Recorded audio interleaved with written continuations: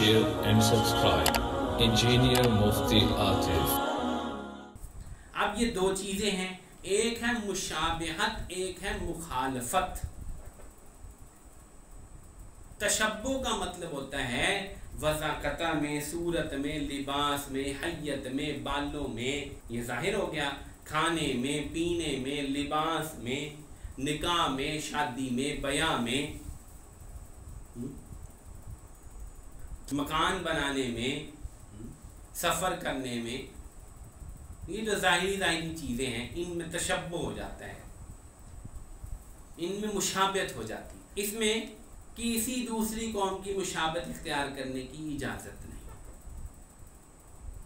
اور مخالفت کا حکم دے دیا کہ اب ہم مخالفت کریں گے، ہم ہر طریقے میں، لباس میں، شکل میں، کھانے میں، پینے میں، مکان بنانے میں، مکان کو صاف رکھنے میں، نکاح کرنے میں، ہر چیز میں مخالفت کریں گے۔ خالف الیہود والمشرکین، مخالفت کریں گے۔ اب یہ ایک ایکسٹریم ہے، یہ دوسری ایکسٹریم ہے، درمیان میں نہیں چھوڑا کہ اچھا چلو مشابہت نہیں کرتے، ٹھیک ہے اپنی مرضی کر لو، نہیں، مرضی کرنے کی اجازت نہیں دی، حکم یہ دیا ہے کہ مشابہت کرنی نہیں، مخالفت کرنی ہے، ہر چیز میں ان کی مخالفت کرنی۔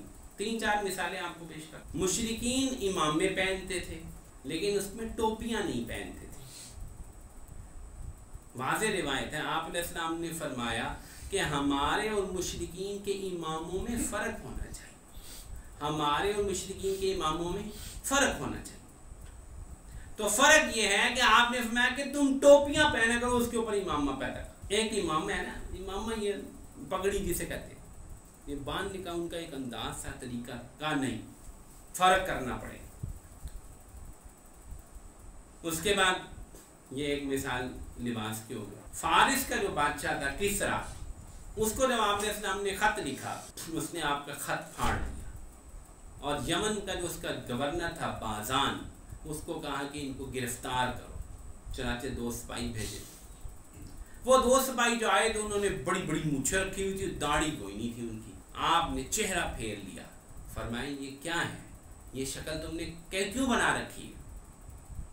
یہ ہمارے آقا، ہمارے رب کا یہ حکم ہے۔ وہ رب کہتے تھے اپنے بادشاہ کو، فرمایا میرے رب کا یہ حکم ہے کہ داڑھی بڑھاؤں، مونچھیں منڈواؤں۔ چنانچہ آپ نے بڑی وضاحت سے حکم دے دیا کہ مونچھیں باریک کرنی ہیں اور داڑھی بڑھانی ہے، مخالفت کرنی، شکل و صورت کے بعد اگر آپ گھروں کے اندر آ جائیں، آپ نے فرمایا یہ یہودی، ان کے گھروں کے باہر کوڑا پڑا ہوتا ہے، یہ کوڑا اٹھا کر گھروں کے باہر پھینک دیتے، آپ نے فرمایا ان کی مخالفت کرو۔ نظفوا افنیاتکم، اپنے گھروں اور ان کے باہر کے سین اور کوٹ یارڈ اور سارے علاقے کو خاص صاف کیا کرو، یہودیوں کی طرح نہ بنو۔ مکان بنانے میں مخالفت کی، یہاں تک کہ اس قدر زیادہ مزاج بنایا کہ وصال سے پہلے جو محرم آیا ہے اور آپ نے السلام کو نے 10 محرم کا روزہ رکھا، تو کسی نے عرض کر دیا، ابن عباس کی روایت ہے کہ یہ یہودی بھی 10 محرم کا روزہ رکھتے ہیں۔ پوچھا کیوں؟ کہا اس دن ان کو حضرت موسیٰ علیہ السلام کو نجات ہوئی تھی فرعون کے چنگل سے۔ آپ نے فرمایا ہم تو ان کی مخالفت کریں گے، اگلے سال اگر میں زندہ رہا تو میں یا 9 کو ساتھ ملاؤں گا یا 11 کو ساتھ ملاؤں گا۔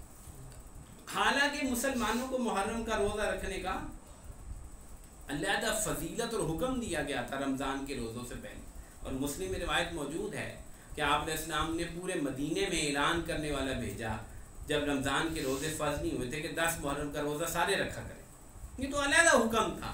لیکن پتہ چل گیا کہ چونکہ یہ لوگ 10 کو روزہ رکھتے ہیں، ہم نے ان کی مخالفت کرنی ہے، مشابہت نہیں کرنی۔ ہم یہ سبق پڑھا کر آپ علیہ السلام دنیا سے وصال ہو